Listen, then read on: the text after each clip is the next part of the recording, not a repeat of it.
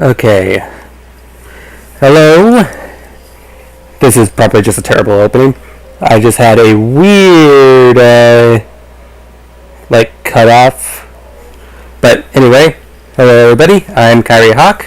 We are back here in, Ratchet and Clank going Commando. For what reason, you may ask? Also, 60 FPS. We are going to do something interesting. Not get hit by those guys. That is not the interesting part.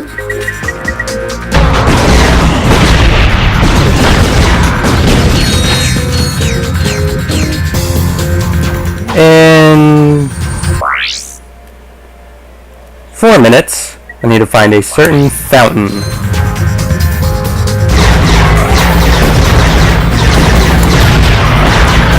Is it this fountain? That needs to be an empty fountain. It might be this one. But anyway, how are you doing? We are, as you can tell, on planet Bolton. For one reason in particular. You will see it in a bit. By the way, I'm recording this at what time is it? 12:07. Even though, but I need to have the system clock go around 3 a.m. That's the reason why I'm waiting another 3 minutes. There is a massive reason why I'm doing this.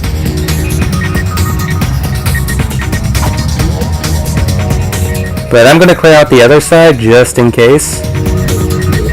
I also should probably talk lower or something. But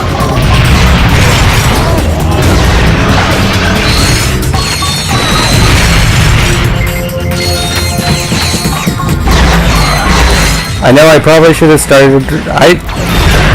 I should have started recording a bit earlier, but them's the breaks.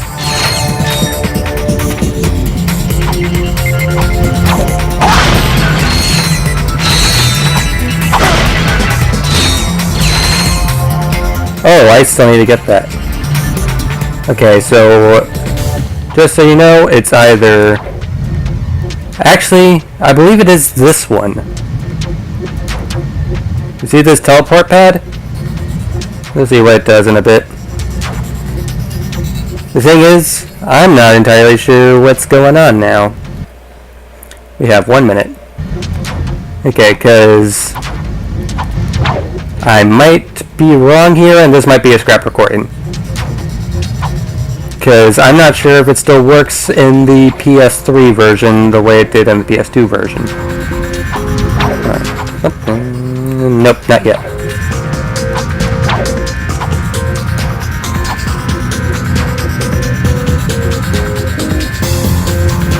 Okay. Consider this a little bonus video, if you will.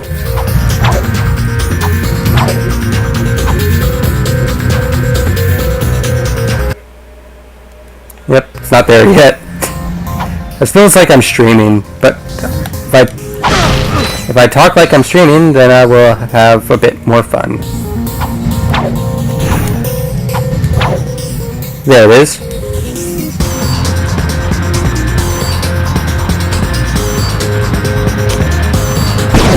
Oh, hello there. Excuse me. Excuse me? These guys endgame or something? What the hell?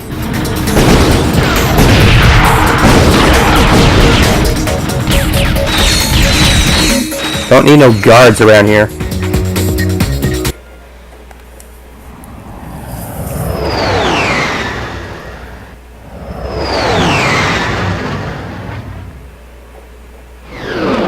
We're heading to Burbank, planet Burbank.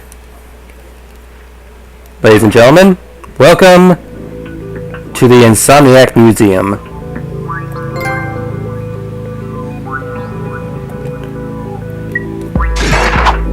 I used to hang out a lot here when I was playing on PS2. So let's play this help message. This is Mike Stout. I'm a designer at Insomniac Games. Hi, welcome to the Insomniac Museum. Here you'll see some of the great things that never quite made it into the game, and you'll learn a little bit about life here at Insomniac Games. I should probably just straight up mute the mic from here. No, that enables monitoring. Is there a way to mute my mic straight up? Well, I guess I could just turn off capture my own audio, but whatever. Hello, my name is Brian Allgeier, the design director at Insomniac Games. These floating spherical monstrosities are the elusive gravity spheres, which were originally going to be included in Silver City. They proved to be too difficult, and a bit nauseating, to be included. They are preserved here for posterity. Swing shot up to try running around one, and then swing shot again to get off the sphere. Okay, so this is some gravity boot section right here. And as he said,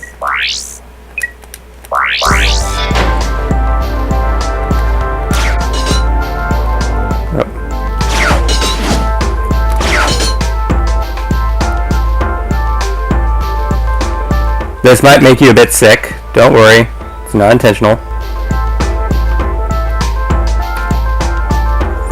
I think something like this was included in later games, but with a larger state.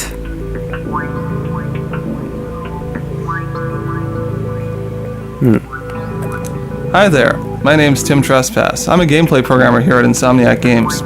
I'm a Leo from Washington, D.C. I like anime and shiny objects. This car was originally going to be included in the battle with the giant robot on Snivlac. Unfortunately, its lack of heavy weaponry proved its bane. It now calls the Insomniac Museum its home. You can ride this around the museum. Pressing X makes it move forward, pressing circle makes it go backward. And pressing triangle just makes you leave.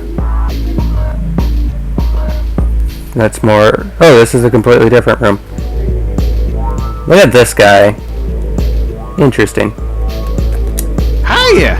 This is Oliver Wade, the animation director here at Insomniac Games. The three-headed Hydra was a big cut from Ratchet Clank 1.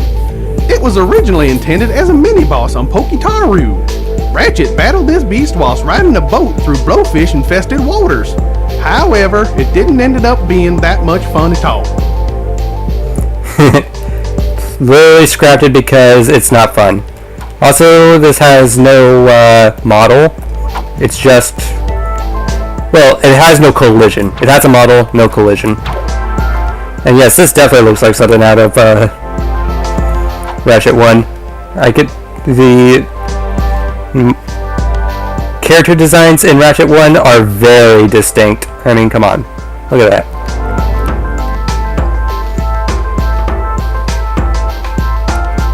Okay, next up. Let's keep on to the right here. There's a bunch of gravity ramps here. My name is Chris Town, and I'm a tester here at Insomniac Games. Here at Insomniac, we're so hopped up on caffeine that we bounce off the walls! You can do the same with these gravity ramps! That's just a joke one, apparently. Actually, not really. If I remember correctly...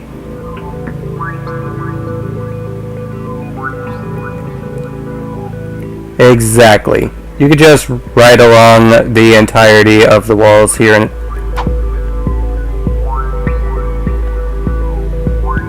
Is there another one? Like over here? Yeah, right here. Might skipped a bit, but I'll make sure to go back for some.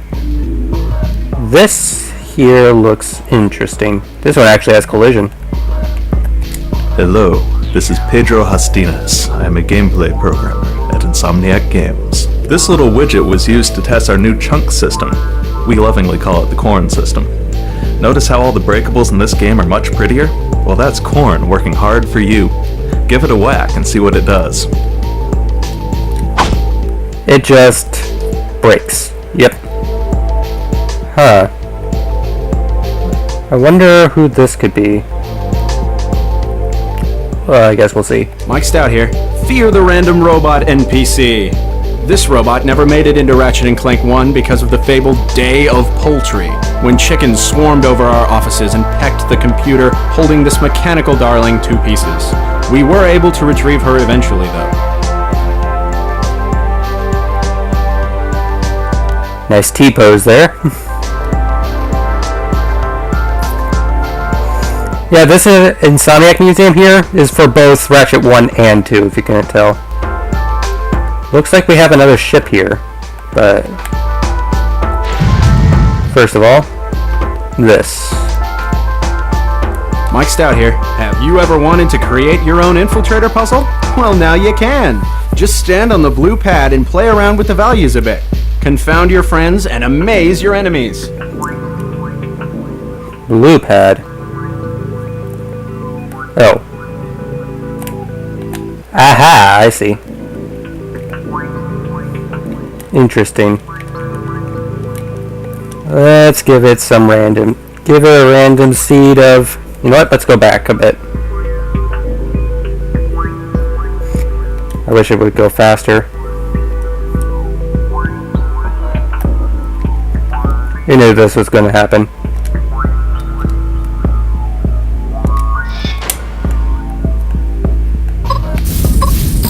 Oh god. Ah, shit. Yeah. That's going to be a bitch to solve. Okay, let's see this little ship here. Obviously not programmed well.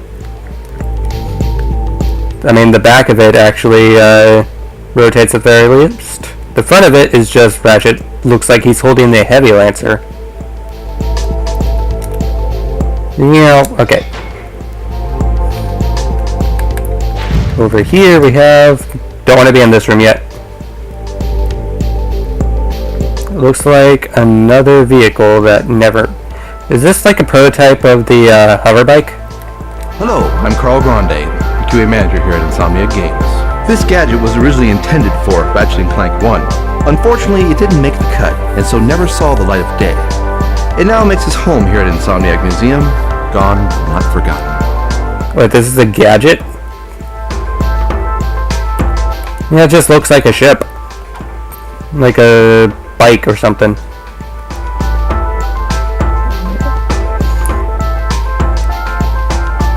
This is obviously a helmet.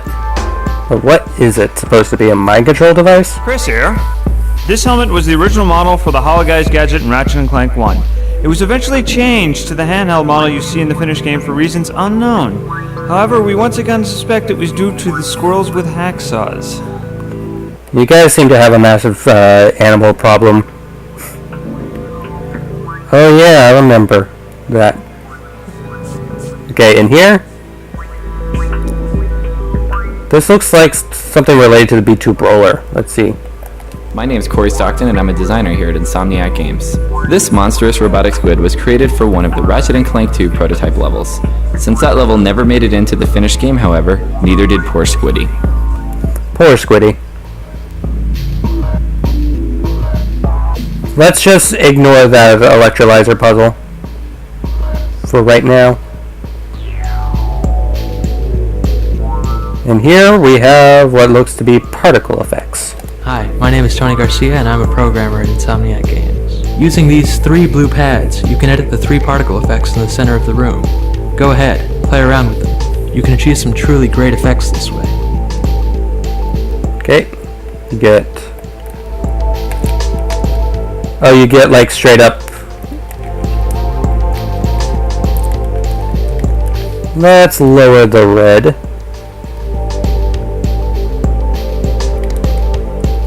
Increase the blue. Increase the rotation speed. You could, okay, that's how the gravity works. You can change the texture. Ooh, wow.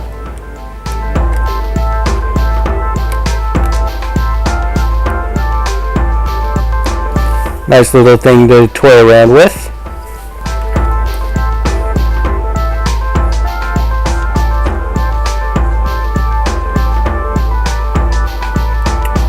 Look, a 2x2,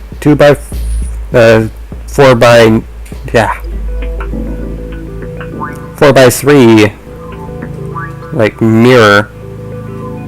What does this do? Hey, this is Peter again. This was created to test screen buffer effects.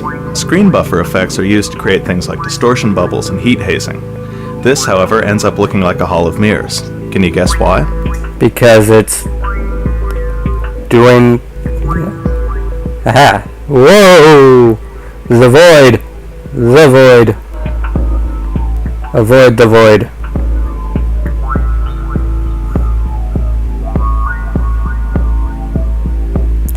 Enter ship. There's an invisible ship here. Why is there an invisible ship? Holy crap. It's an invisible ship. Hey, this is Peter again. This dummy was created to test the new reaction system which we added to Ratchet & Clank 2. With this system, enemies would always be sure to react appropriately to being damaged without a ton of hassle. Go ahead and hit him. He won't mind. Yeah, sure he won't. It's always the same. It looks like it's always the same one. Unless it is something else. Nope, it looks like it's always the same. Alright, let's just do that. Okay. What else do we have here? The Insomniac Museum is quite big. Okay, we've done the particle tester. And we did the squid. Over here we have...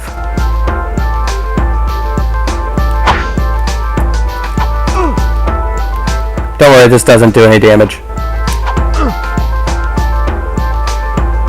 It looks like more particle effects. Oh, let's see. Tony Garcia here. This little demonstration allows you to create your own shot effect. Using the magic of debug technology, you can edit the shot's size and color, and then watch the bandit shoot it at the blockman. Don't feel too sorry for the blockman though, he's evil. Yeah, basically you get to create your own shot.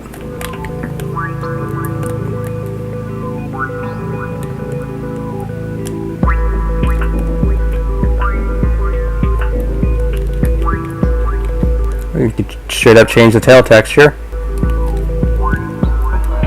That's pretty cool. And I believe this is the explosion. Tony Garcia here. This wonder of an explosion was created especially for Ratchet & Clank 2. Its extreme versatility allowed it to creep into many different places in the game. You'll even see it in the electrolyzer puzzles. Stand on the blue pad to make your own explosions. Or it's just... Ah, Ratchet's exploding. Okay. Looks like we have more. Let me just go over here real quick. There's something here. This is another thing. Oh, we're back over here. Okay. Let's focus on this side first. Nothing here. Actually, there is. Hello there. Hi, I'm Leslie Matheson. I'm a designer here at Insomniac Games. This was intended to be the water system for Ratchet & Clank. However, as even this little patch of water taxes the game engine to its limits, a modified and severely optimized form was what eventually made it into the game. To see this patch in action, press circle. Okay, so this was originally the water texture. Press circle to do that. Hold it. And you can pause it.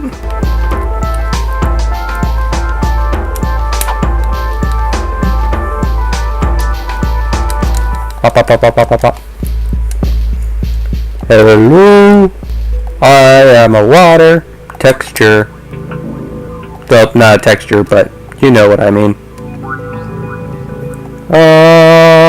Okay, I'm I'm done. Come on. Where's my charge boots aren't working?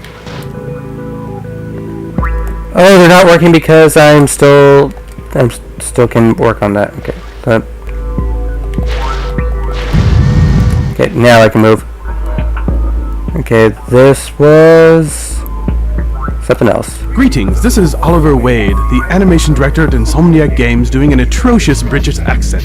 This is the original Gadgetron vendor from Ratchet & Clank 1. The official reason it was cut had something to do with saving memory. The real reason has a lot to do with squirrels, hacksaws, and our lawyers. I can say no more, because I am no longer able to do this accent.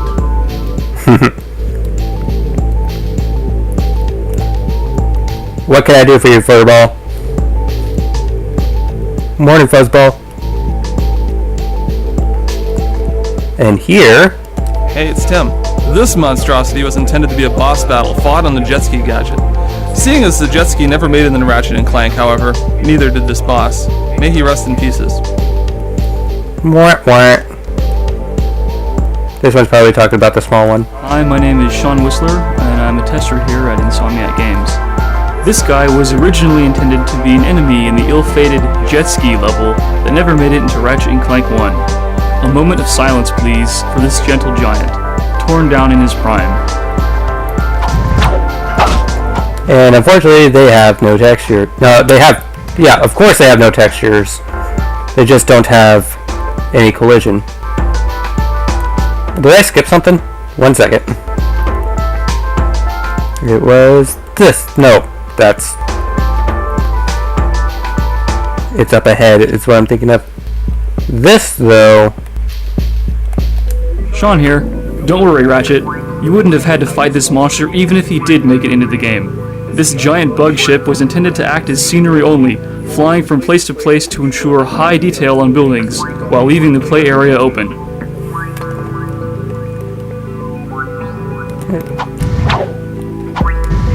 It's cool. Yeah, a bunch of this stuff is quite interesting just to see.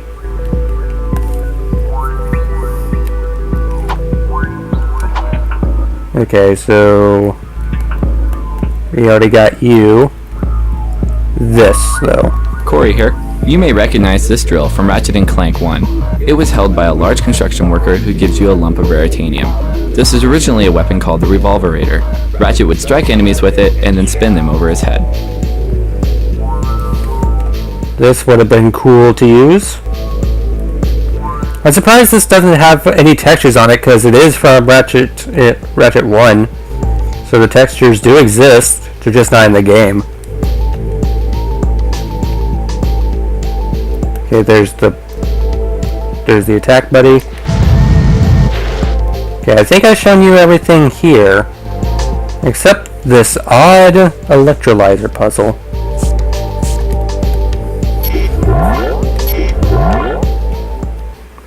This is, like, I believe, the hardest one. Ah.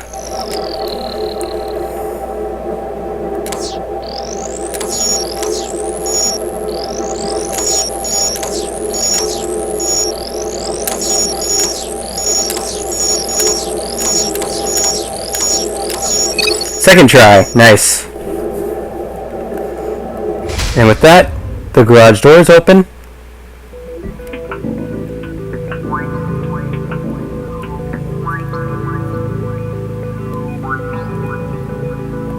Hey, this is Peter again. These teleporters were originally intended to go into several of the levels. Due to time constraints, however, they were eventually cut.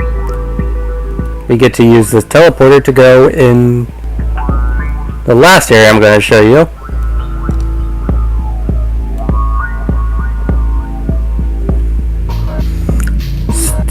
This giant area is something that I used to spend a lot of time in. Brian Allgaier here. These escalating rows of blocks were used when we were in the early stages of creating Ratchet & Clank 1. They were used to test Ratchet's jump heights and jump distances to see which would be the most fun.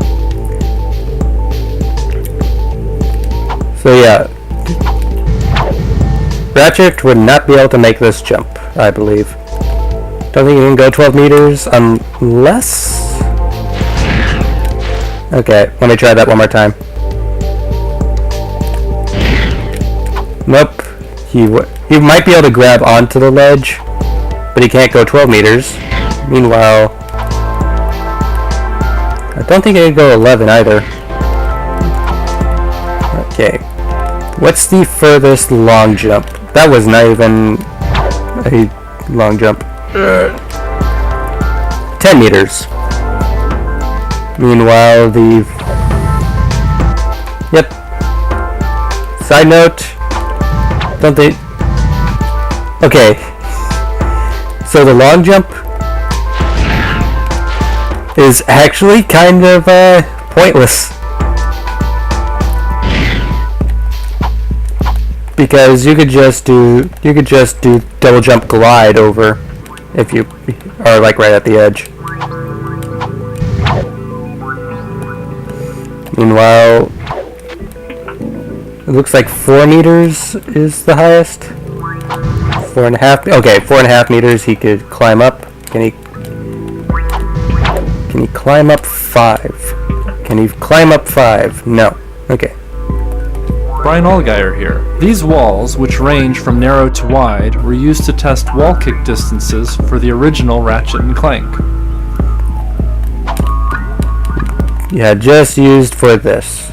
Okay, which is the narrow and which is the wide? This looks like the wide. Side note.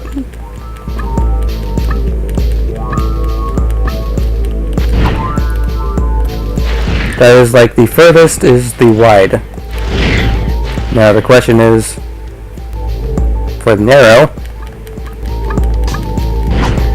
Got it, okay. No, oh. No idea what this is for. I think it's just for like steadily increasing, like, smaller stairs.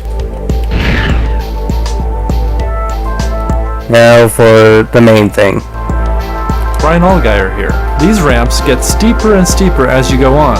They were used to test how Ratchet's feet respond to different floor angles. It also helped establish that a 45-degree angle was the sharpest that Ratchet should be able to walk up. Let's test that theory. 10, 15, 20, 25, 30, 35, 40, 45, and he gets caught up on the 50. The rest you have to actively try to jump up. Ratchet cannot get past this mark.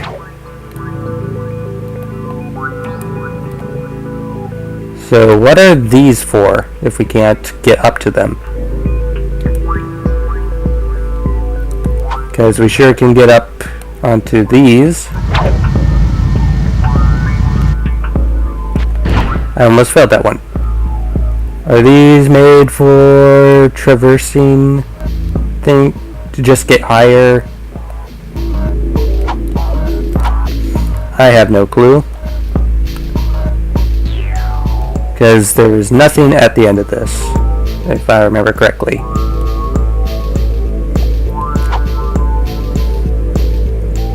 Yep, it just ends right here. Oh, I believe that is going to be the... Oh, that save slot's pretty cool.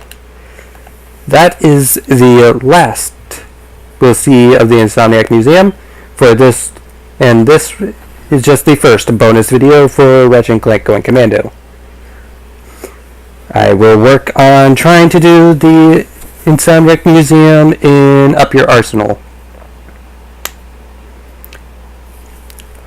So yeah, hope you enjoyed watching, and see you next time. Later.